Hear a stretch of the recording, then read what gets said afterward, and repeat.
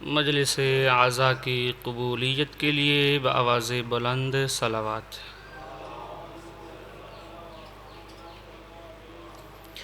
حجت خدا کے ظہور کے لیے شہدائے ایران کے درجات کی بلندی کے لیے بآواز بلند صلوات۔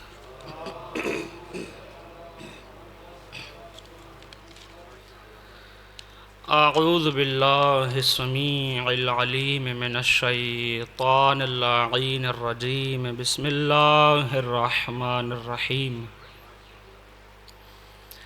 الحمد للہ رب العالمین، والصلاة والسلام علی اشرف الانبیاء والمرسلین، سیدنا و مولانا ابی القاسم محمد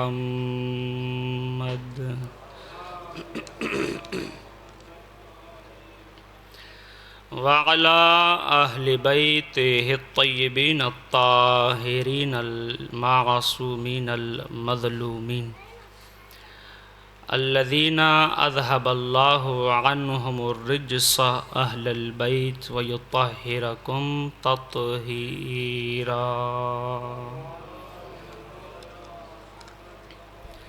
ولعنۃ اللہ علی اعدائہم وغاصبی حقوقہم اجمعین من الآن الی قیام یوم الدین۔ اما بعد فقد قال اللہ الحکیم فی الذکر الکریم، بسم اللہ الرحمن الرحیم۔ وما خلقت الجن والانس الا لیعبدون۔ صلوات۔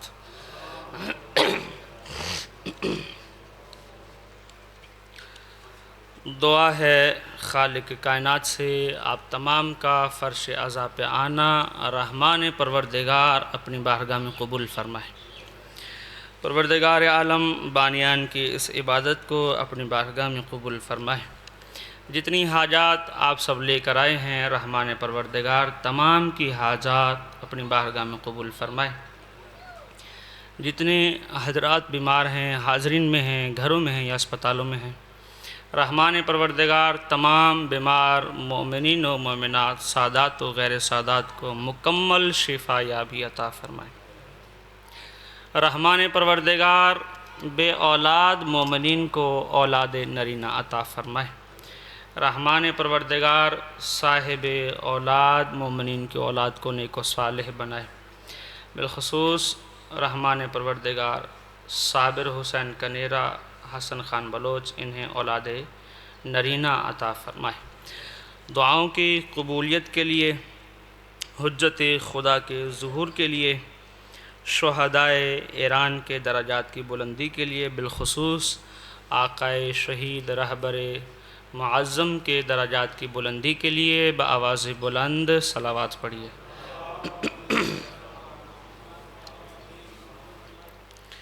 اجازت ہے جی بزرگان کے کہ بیان آپ کی خدمت میں شروع کیا جائے۔ شکر ہے پروردگار عالم کا، رحمان و رحیم پروردگار کا، مہربان خالق کا، کریم اللہ کا، کہ اس رحمان پروردگار نے مجھ سمیت ہم سب کو بے شمار نعمات سے نوازا ہے۔ ساتھ بولیں گے تو میرے لیے آسانی ہو جائے گی، میرا بیان آپ تک جلدی پہنچ جائے گا اور میں جلدی آپ کی عبادت کو تمام کر لوں گا۔ شکر ہے رحمان پروردگار کا، مہربان خالق کا، رازق اللہ کا، کریم اللہ کا، کہ اس رحمان پروردگار نے ہمیں جو بے شمار نعمات عطا کی ہیں، ان بے شمار نعمات میں سے ایک نعمت ایسی ہے کہ جس نعمت کے حصول کے لیے ملائکہ بھی خواہش کرتے ہیں۔ وہ کیا ہے؟ فرش عزائے اہل بیت پہ آ کر بیٹھ جانا۔ یہ وہ عظیم نعمت ہے کہ اللہ کے مقرب فرشتے، ملائکہ تسبیح پڑھنے والے ہیں، سجدہ کرنے والے ہیں، رکوع کرنے والے ہیں، قیام کرنے والے ہیں، اللہ کی عبادت کرنے والے ملائکہ کہتے ہیں رحمان پروردگار ہمیں تھوڑی سی مہلت دے دے کہ فرش پہ، زمین پہ اہل بیت کا ذکر بپا ہے، ہم اس ذکر کو سماعت کر لیں تاکہ ہمارے درجات مزید عالی ہو جائیں۔ اور یہ بڑی رحمان پروردگار کی نعمت ہے۔ جو سرنامہ کلام میں آیت تلاوت کی ہے، سورہ مبارکہ زاریات، قرآن مجید کا 51 نمبر کا سورہ ہے، 50 اور 1، 51 نمبر کا سورہ ہے، جس کی آیت نمبر ہے 56، 5 اور 6، 56۔ کیا فرما رہا ہے رحمان پروردگار؟ وَمَا خَلَقْتُ الْجِنَّ وَالْإِنسَ إِلَّا لِيَعْبُدُونَ۔ رحمان پروردگار نے اس پوری کائنات میں بے شمار مخلوقات کو خلق کیا ہے۔ ان بے شمار مخلوقات کو خلق کرنے کے بعد جن مخلوقات سے خطاب کیا ہے وہ فقط جن و انس ہیں۔ توجہ ہے میری بیان پر؟ بے شمار مخلوقات ہیں، ان بے شمار مخلوقات میں سے اس آیے وفی ہدایہ میں رحمان پروردگار نے جن سے خطاب کیا ہے وہ ہیں جن و انس۔ اور اللہ کیا کہہ رہا ہے کہ میں نے ان جنوں اور انسانوں کو نہیں پیدا کیا مگر یہ کہ میری عبادت کرے۔ اب میں نے اور آپ نے کیا کرنا ہے؟ اللہ کی عبادت۔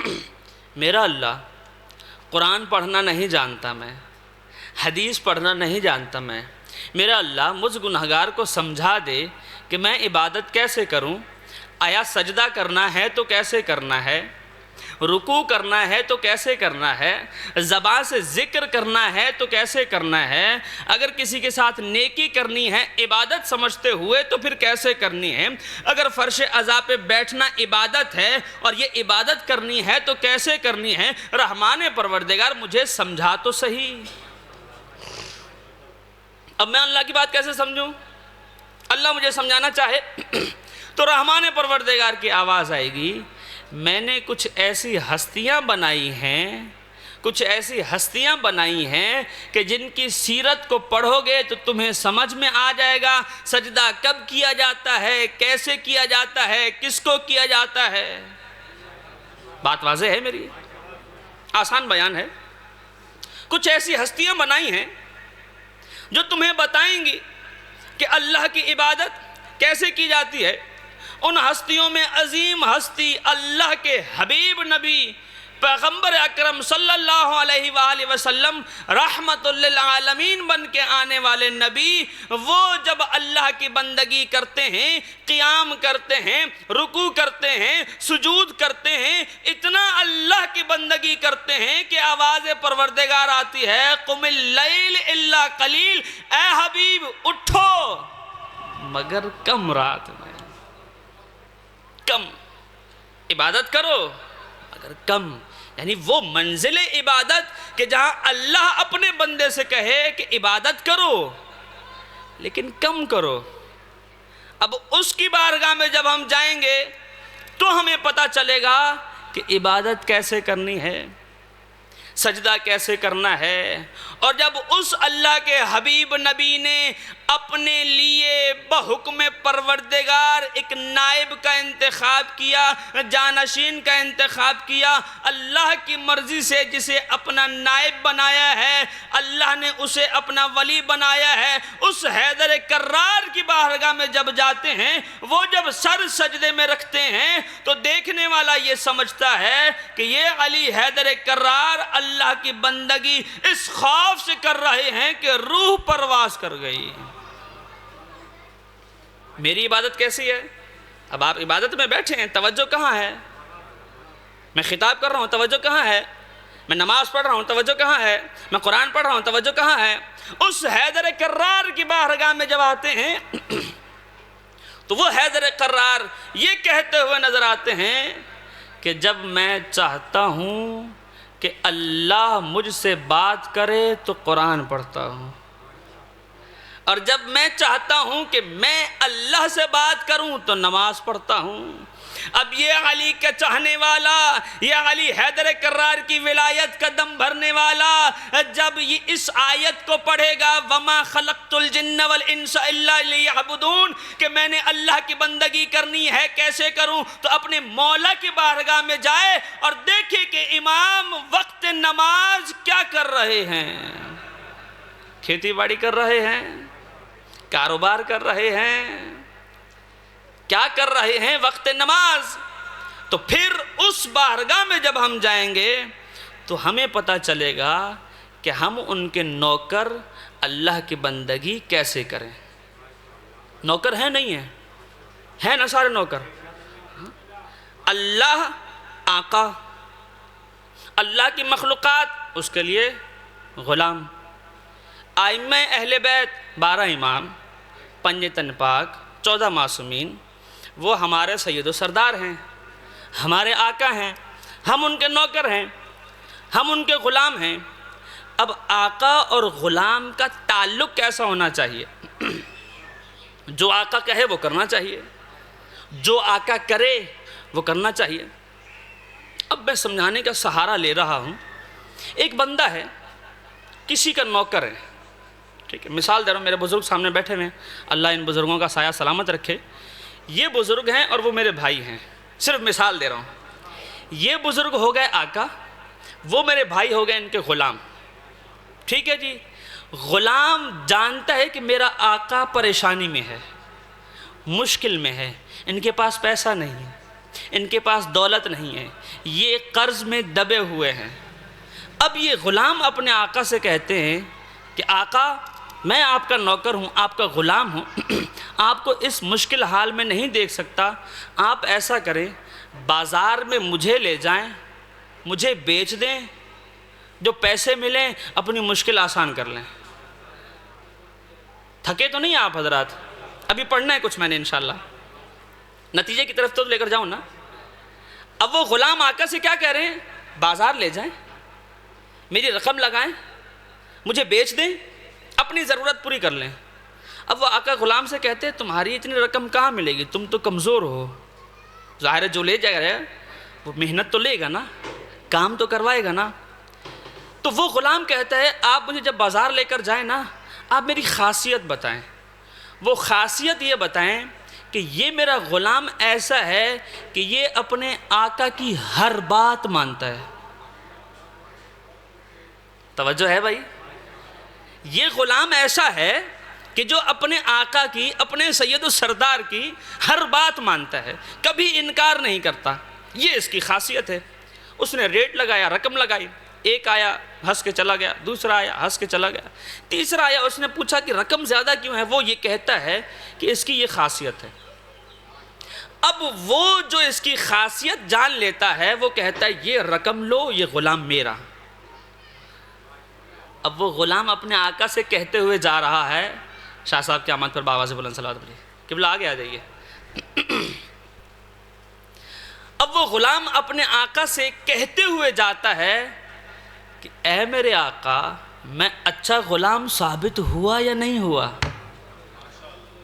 اب ذرا سوچئے، میں غلام ہوں، میرے آقا میرے سید و سردار کون ہیں، وہ کیا کر رہے ہیں، میں کیا کر رہا ہوں، اس بات کو بھی سمجھیے گا۔ اب یہ غلام ایک بندہ خرید کے چلا گیا، جیسے ہی یہ نیا آقا بنا اس غلام کو گھر لے کر گیا، اس نئے آقا نے اپنے ایک نوکر سے کہا کہ اس کو تازیانے مارو، چھڑی مارو۔ اچھا وہ نوکر، وہ غلام جو نیا آیا، اس نے سر جھکا لیا۔ توجہ ہے؟ اس نے سر جھکا لیا۔ بھائی کیا سبب؟ آقا نے کہا مجھے مارنا ہے تو میں نوکر ہوں، میں غلام ہوں، میں نے سر کو جھکا لیا، ایک چھڑی ماری، 2 ماری، 10 ماری، 20 ماری، جتنا مارنا تھا مار لیا۔ غلام نے یہ تک نہ کہا کہ تکلیف ہو رہی ہے، اے میرے اللہ، میں تیرا بندہ، تو میرا آقا، آل محمد میرے آقا، میرے سید و سردار، میرے مولا، میں ان کا نوکر، میں جب مشکل میں آتا ہوں تو شکوہ کیوں کرتا ہوں؟ رحمان پروردگار اس کو اتنا دے دیا، مجھے کچھ نہ دیا۔ یہ غلام کیا کہہ رہا ہے؟ ارے مجھے ذرا برابر تکلیف نہیں، اس لیے کہ میرے آقا نے جو کیا اچھا کیا، اللہ نے جو کیا اچھا کیا، آل محمد نے میرے لیے جو سوچا، جو سمجھا، جو کیا اچھا کیا۔ پھر ایسے اذیت دے رہا ہے۔ اب اس بات کا سمجھانے کا نتیجہ کیا ہے کہ ایک عام سا بندہ عام سے بندے کو جب آقا بنا لیتا ہے تو وہ بحیثیت نوکر اف تک نہیں کرتا، بحیثیت نوکر اف تک نہیں کرتا۔ میں 5 روز کی نماز پڑھنے کے بعد اگر آسانی میں نہ آؤں تو اللہ سے شکوہ کرنے لگتا ہوں، رحمان پروردگار 5 دن ہو گئے سجدے کر رہا تھا، تلاوت کلام پروردگار کر رہا تھا، ذکر و اذکار کر رہا تھا، نیکی کر رہا تھا، صدقہ خیرات کر رہا تھا، رحمان پروردگار میں تیرا نوکر، تو میرا آقا، یہ جو سارے اعمال کر رہا تھا اس لیے کر رہا تھا تاکہ میرے حالات بہتر ہو جائیں، بجائے بہتری کے مشکل آ رہی ہے۔ یہ کیسا غلام ہے، آقا سے شکوہ کر رہا ہے؟ کیسا غلام ہے بھائی، آقا سے شکوہ کر رہا ہے؟ تو غلام کو کیسا ہونا چاہیے؟ جو آقا نے کہہ دیا اس پہ عمل کرنا چاہیے۔ اب میرے آقا، میرے سید و سردار کتنے ہیں؟ 5۔ کتنے ہیں؟ 12۔ کتنے ہیں؟ 14۔ ان میں سے کسی ایک کی سیرت پہ بھی میں عمل کر لوں اور ان کو صحیح معنی میں بحکم خدا، بحکم نبی، اپنا آقا سید و سردار اگر تسلیم کرتا ہوں تو ان کی بات پہ عمل بھی تو کروں۔ مناسبت کا خیال۔ اب میں آگے بڑھ رہا ہوں۔ امام محمد تقی علیہ السلام ہمارے امام ہیں، ہمارے آقا ہیں، سید و سردار ہیں۔ میں بحیثیت محب امام، کیونکہ میری عادت ہے میں اپنے آپ کو شیعہ نہیں کہتا، محب کہتا ہوں۔ شیعہ کہنا بہت بڑی بات ہے، وہ جتنی بڑی بات کہہ رہا ہے نا اس کا ذمہ بھی تو لے کہ شیعہ کو کیسا ہونا چاہیے۔ اب یہ بات آئی تو سن لیں۔ کچھ افراد چلتے چلتے آئے مولا امیر کی خدمت میں، مولا ہم آپ کے شیعہ۔ مولا نے کہا نہیں۔ مولا ہم آپ کے شیعہ۔ مولا نے کہا نہیں۔ مولا ہم آپ کے کہا نہیں۔ کہا مولا بتائیں آپ کے شیعہ کیسے ہوتے ہیں؟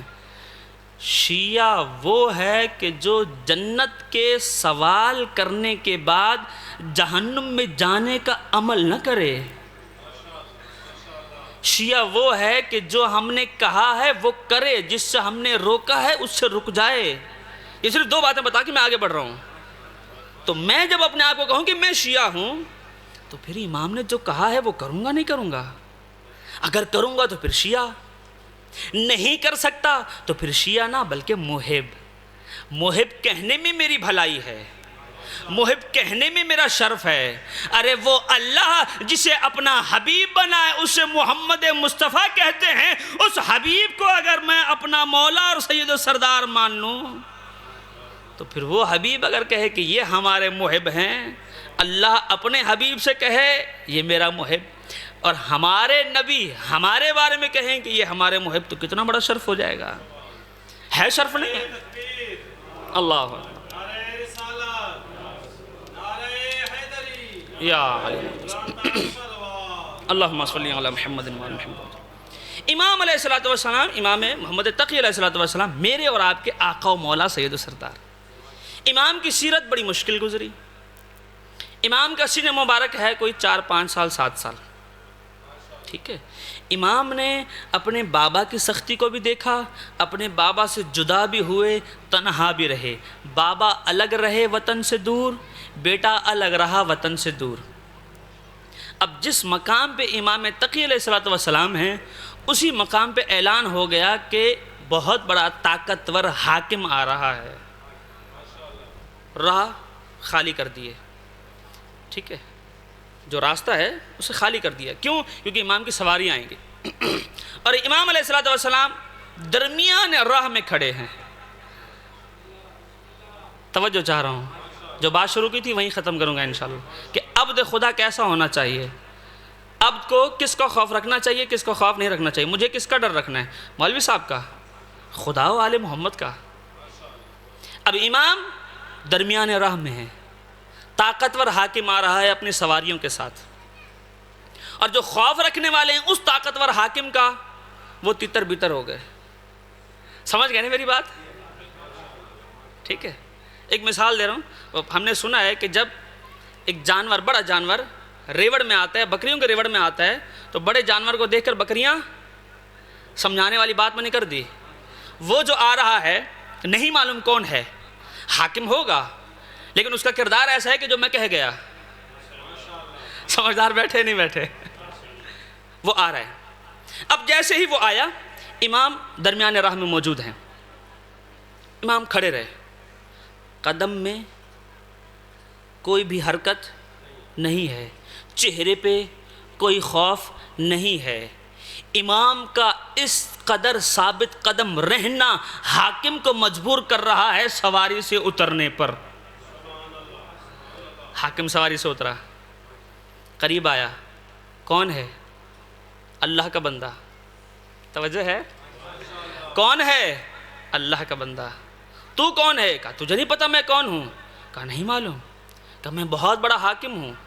اچھا ہوگا، طاقت و قدرت ہے میرے پاس، اچھا ہوگی، سلطنت ہے میرے پاس، دولت ہے میرے پاس، ہوگی، تو تو ہٹا کیوں نہیں؟ اب امام نے کہا میرا یہاں سے ہٹنا اس اعتبار سے ہو کہ جگہ تنگ ہو تو میں ہٹ جاؤں، جگہ وسیع ہے آپ چلے جائیے۔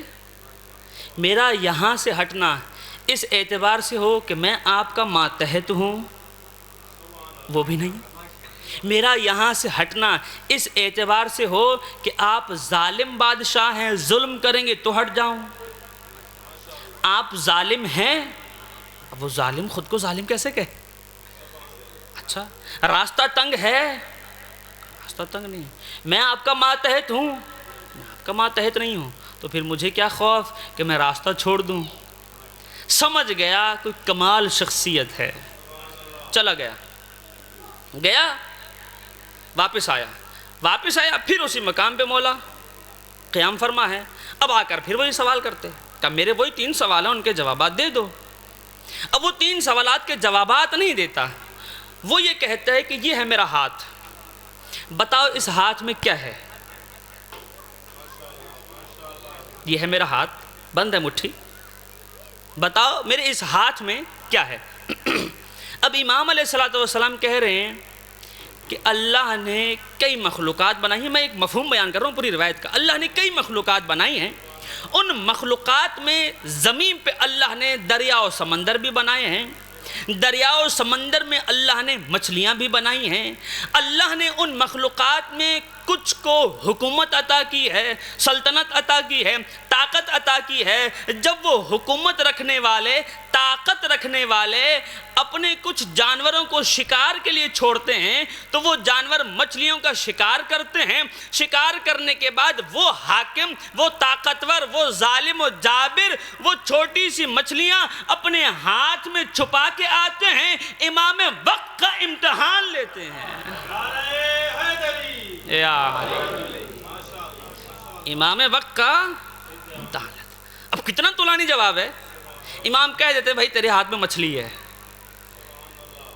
امام کہہ دیتے بھائی تیرے ہاتھ میں مچھلی ہے۔ عجب نہیں کہ امام کی صدا ہے، امام کا جواب ہے۔ جب موسیٰ نبی کلیم اللہ کوہ طور پہ گئے تھے تو کسی نے پوچھا تھا اے موسیٰ یہ آپ کے ہاتھ میں جو ڈنڈا ہے یہ کیا ہے؟ موسیٰ نبی نے یہ نہیں کہا کہ یہ فقط میرا عصا ہے، موسیٰ نبی نے کہا میں اس سے یہ معجزہ کرتا ہوں، میں یہ معجزہ کرتا ہوں، میں جب آرام کرنا چاہتا ہوں تو اس کو زمین پہ رکھتا ہوں بستر بن جاتا ہے، میں جب کوئی معجزہ دکھانا چاہتا ہوں تو اس کو پتھر پہ مارتا ہوں فوارہ جاری ہوتا ہے، میں جب حکم خدا معجزہ دکھانا چاہتا ہوں تو اس کو دریائے نیل پہ مارتا ہوں 12 دروازے بن جاتے ہیں۔ یا علی مرتضیٰ، کیوں نہ ہو ویسا جواب؟ اس لیے کہ یہ فخر موسیٰ ہے، حجت خدا ہے۔ امام نے کیسا جواب دیا اس حاکم وقت کو؟ وہ حاکم وقت لاجواب ہو گیا۔ امام میرے آقا ہیں، میرے سید ہیں، میرے سردار ہیں۔ آج کے زمانے میں اگر کوئی حاکم اعلان کرے کہ ہم نے اس بازار سے گزرنا ہے، راستہ خالی ہونا چاہیے، میں بحیثیت مولوی صاحب اس راستے میں آیا، مجھے پتہ چلا کہ حاکم آ رہا ہے، طاقتور ہے، ظالم ہے، جابر ہے، سلطنت ہے اس کے پاس، تو جو ابھی پسینے آ رہے ہیں اس سے زیادہ اس وقت پسینے آتے ہیں۔ اس صرف بیدار کرنے کے لیے کہہ رہا ہوں میں۔ تو کیا نہیں فطرت ہے نا؟ خوف لاحق ہوگا نہیں ہوگا؟ خوف کس کا لاحق ہوگا؟ اس حاکم کا۔ جبکہ میں غلام کس کا ہوں؟ اپنے آقا مولا کا۔ وہ کس کے غلام ہیں؟ حاکم مطلق کا۔ تو خوف کس کا ہونا چاہیے؟ اس اللہ کا۔ امام نے کیا کہا؟ مجھے خوف کس کا ہونا چاہیے؟ اللہ کا۔ تیرا خوف کیوں رکھوں کہ تو ظالم ہے، ظلم کر سکتا ہے تو کر۔ اب وہ ظالم خود کو ظالم کیسے کہے؟ اب اگر اعلان ہو جائے ایک حاکم آ رہا ہے، میں راستہ چھوڑ دوں گا۔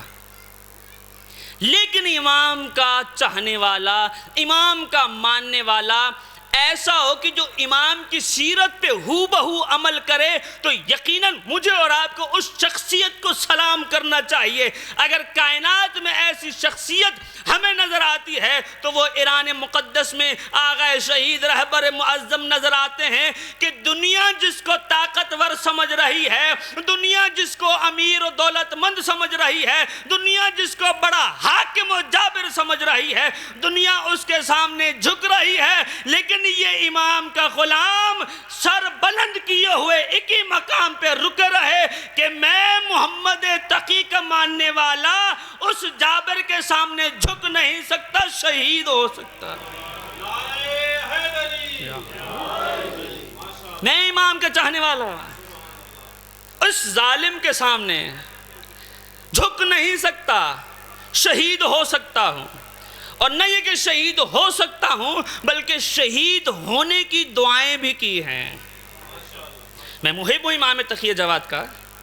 کیا میں نے کبھی دعا مانگی پروردگار دولت دے دے، پروردگار عشرہ دے دے، پروردگار جامع مسجد دے دے، پروردگار پیسہ دے دے، پروردگار ادارہ دے دے، پروردگار اولاد دے دے؟ یہ دعائیں مانگ رہا ہوں۔ کیا میں نے یہ بھی مانگا پروردگار حجت خدا کا جب ظہور ہوگا مجھ گناہگار کو اتنی طاقت دے کہ میں امام کا مددگار بنتے ہوئے امام کے لشکر میں شریک ہو کر کے شہید ہو جاؤں؟ ارے یہ اگر کسی نے کہا ہے تو شہید رہبر معظم نے کہا ہے۔ ہم نے اپنے بزرگوں سے یہ سنا ہے کہ جب شہید آیت اللہ رہبر معظم کی شادی ہوئی تو عین شادی کی رات شب زفاف اپنی زوجہ سے کہہ رہے ہیں، ارے ہم نے حدیث میں پڑھا ہے اگر دلہن پہلی رات کوئی دعا کرے تو وہ دعا اللہ قبول کر لیتا ہے۔ تو میری شریک حیات ہے، تو میری دلہن ہے، ہاتھ آسمان کی جانب بلند کر میرے لیے دعا کر کہ اللہ مجھے شہید بنا دے۔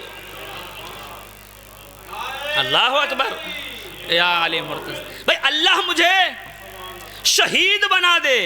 اب جب حدیث معصوم بیان کر دی ہے خود آیت اللہ نے کہ فرمان معصوم ہے، تو اب زوجہ کی حالت کیا ہوگی؟ پہلی رات شوہر کہہ دے میرے مرنے کی دعا کرو۔ زوجہ بھی تو کوئی عام زوجہ نہیں ہے نا، گھرانہ اہل بیت کی سیرت پہ عمل کرنے والی ہے نا۔ اب زوجہ نے بھی ہاتھوں کو آسمان کی جانب بلند کیا ہوگا، دعا کر رہی ہوگی پروردگار یہ میرا شوہر ہے، یہ میرا ولی و وارث بن گیا ہے، یہ بھی میرا آقا بن گیا ہے، پروردگار اسے بھی شہادت عطا فرما، مجھے بھی شہادت عطا فرما۔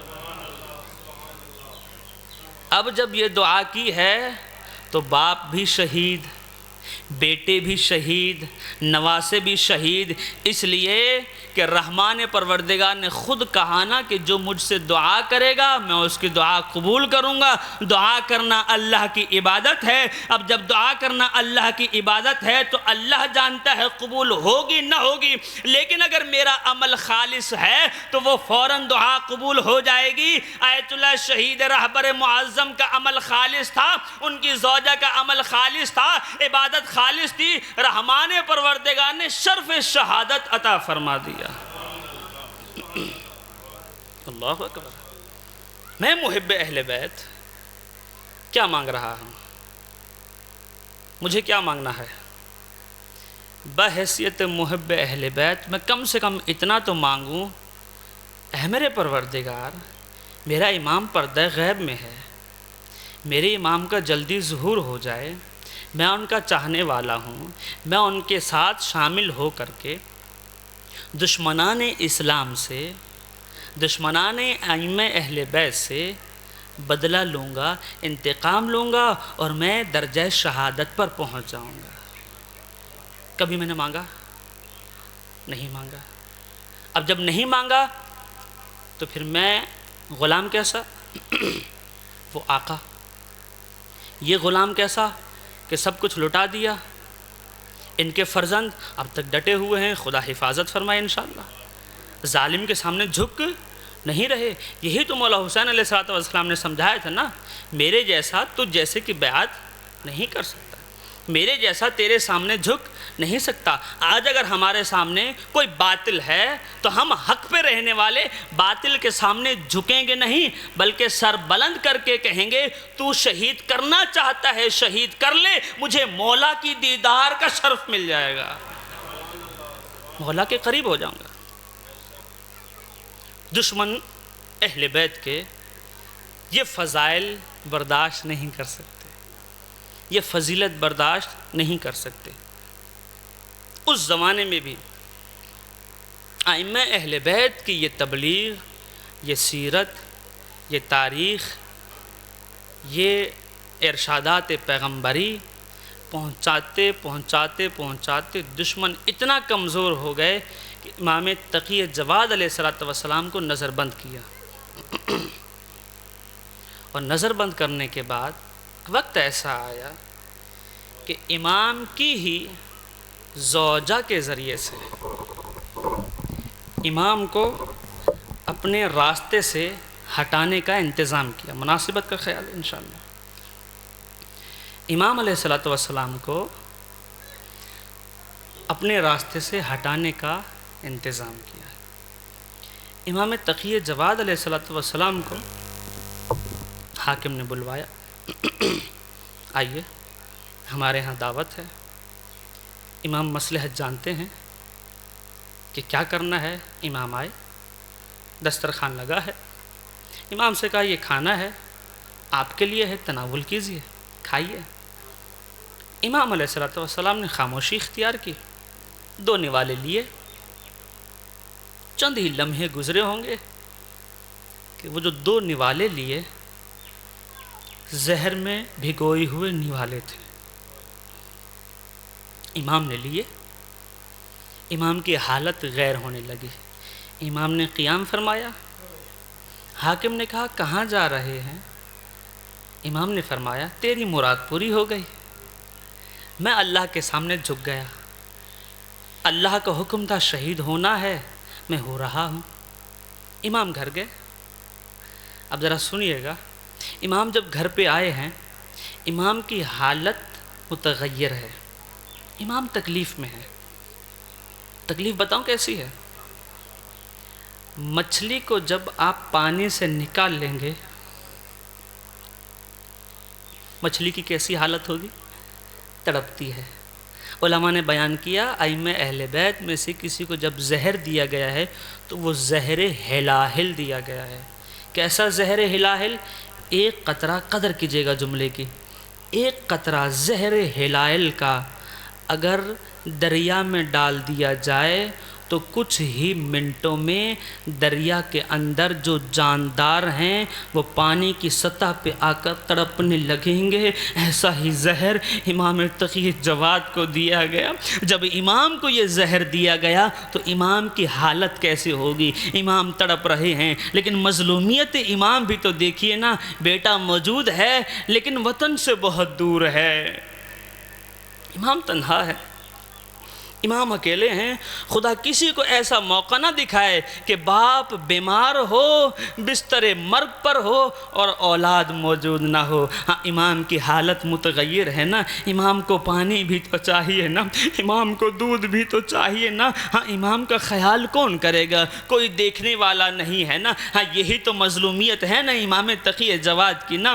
ہاں یہ مظلومیت اب آگے بڑھ رہی ہے۔ ایک مرتبہ صدا بلند ہوئی ہے، امام علی رضا علیہ السلام کی صدا کیسی بلند ہونی چاہیے، ہاں میرے بابا کا کیا حال ہوگا، ہاں میرے بیٹے کا کیا حال ہوگا۔ پھر امام تقی جواد کی جب یہ حالت بدل رہی ہے، ان کے بیٹے کون ہیں؟ امام علی نقی علیہ السلام، انہوں نے ایک کلمہ استرجاع پڑھا، انا للہ و انا الیہ راجعون۔ پاس بیٹھے صحابی نے پوچھا مولا کیا ہو گیا؟ ہاں میرے بابا محمد تقی کی روح پرواز کر گئی۔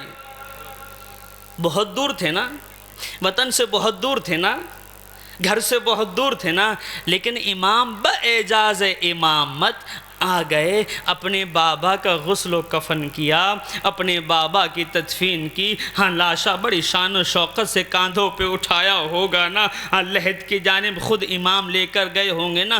بڑے ہی خوش نصیب ہیں یہ بیٹے کہ جو اپنے بابا کا غسل و کفن کرتے ہیں، اپنے بابا کا جنازہ کاندھوں پہ اٹھاتے ہیں، اپنے بابا کا جنازہ لحد میں اتارتے ہیں۔ میں کہوں گا اے مولا محمد تقی، آپ بڑے خوش نصیب ہیں، آپ کا جنازہ بھی ہوا، غسل و کفن بھی ہوا، لحد میں بھی آپ کے فرزند نے اتارا، لیکن ہاں کربلا کے میدان میں ایک ایسا باپ بھی ہے کہ جس کا لباس بھی پارا پارا کر لیا گیا، 3 دن تک لاشا خاک کربلا پہ پڑا رہا۔ سید سجاد سے ذرا پوچھئے کہ اپنے بابا کو خاک کربلا پہ اس حال میں چھوڑ کے جا رہے ہیں، بابا ہاں غریب سجاد کے ہاتھوں میں ہتھکڑیاں ہیں، ہاں گلے میں طوطے خاردار ہیں، پیڑوں میں بیڑیاں ہیں۔ غریب سجاد جملہ کہتے ہوئے چلے گئے، پھر جب آئے ہیں دفن کرنے کے لیے اپنے بابا کے لاشے پہ پہنچے، ہاں لاشا دفن کر لیا ہے، ایک ایک چاہنے والے کا لاشا دفن کر لیا ہے۔ ہاں امام سجاد نے ایک مرتبہ مولا غازی کا لاشا اٹھایا، لحد میں اتارا، اپنا رخسار مولا غازی کے رخسار پہ رکھا، اور میرے غیرت دار آپ تو آرام کر رہے ہیں، نبی زادیاں بے مکنا و چادر، کربلا سے کوفہ، کوفہ سے شام، سید سجاد سر جھکائے واہ غربتا اعلی ولعنت اللہ علی القوم الظالمین وسيعلم الذين ظلموا أي منقلب ينقلبون۔ بار الہ تجھے واسطہ ائمہ اہل بیت علیہ السلام کی عظمتوں کا، تجھے واسطہ مجلس عزا کی برکتوں کا، ہم سب کا یہ پرسہ، یہ عظیم عبادت اپنی بارگاہ میں قبول فرما، بانیان کی اس عبادت کو اپنی بارگاہ میں قبول فرما۔ پروردگار اس مسجد و امام بارگاہ کو ہمیشہ آباد و شاد فرما، اس بارگاہ کو آباد رکھنے والوں کو ہمیشہ آباد و شاد فرما۔ تمام حاضرین سادات و غیر سادات، مومنین و مومنات کی شرعی حاجات اپنی بارگاہ میں قبول فرما۔ پروردگار ذکر کی گئی تعلیمات پہ مجھ سمیت تمام کو عمل کرنے کی توفیق عطا فرما۔ پروردگار ہم سب کو صحیح معنوں میں اپنے آقا، اپنے مولا کا غلام بنا۔ پروردگار ہمیں اپنے اپنے واجبات کے ادائیگی کرنے کی توفیق عطا فرما۔ پروردگار جو مومنین و مومنات بیمار ہیں، گھروں میں یا اسپتالوں میں ہیں، میرا مالک بیمار کربلا کے صدقے تمام بیمار مومنین و مومنات کو مکمل شفا یابی عطا فرما۔ بالخصوص عاشق حسین کنیرہ کی زوجہ کو میرا مالک مکمل صحت یابی عطا فرما۔ پروردگار عابد حسن کو مکمل صحت یابی عطا فرما۔ پروردگار تجھے واسطہ ائمہ اہل بیت علیہ السلام کی عظمتوں کا، تجھے واسطہ شہزادہ علی اصغر کی عظمت کا، بے اولاد مومنین کو اولاد نرینہ عطا فرما۔ پروردگار جو صاحب اولاد ہیں ان کی اولاد کو نیک و صالح بنا۔ پروردگار تجھے واسطہ جناب رباب سلام اللہ علیہ کی اجڑی جھولی کا صابر حسین اور حسن خان بلوچ کو نیک و صالح اولاد عطا فرما۔ پروردگار جن کے والدین حیات ہیں زندگی صحت کے ساتھ دراز فرما، جن کے والدین گزر گئے ہیں صغیرہ کبیرہ گناہان کو معاف فرما۔ پروردگار بانیان کے اس مجلس عزا کو اپنی بارگاہ میں قبول فرما، بالخصوص اس مجلس عزا کا ثواب بانیان کے مرحومین اور بالاخص شہداء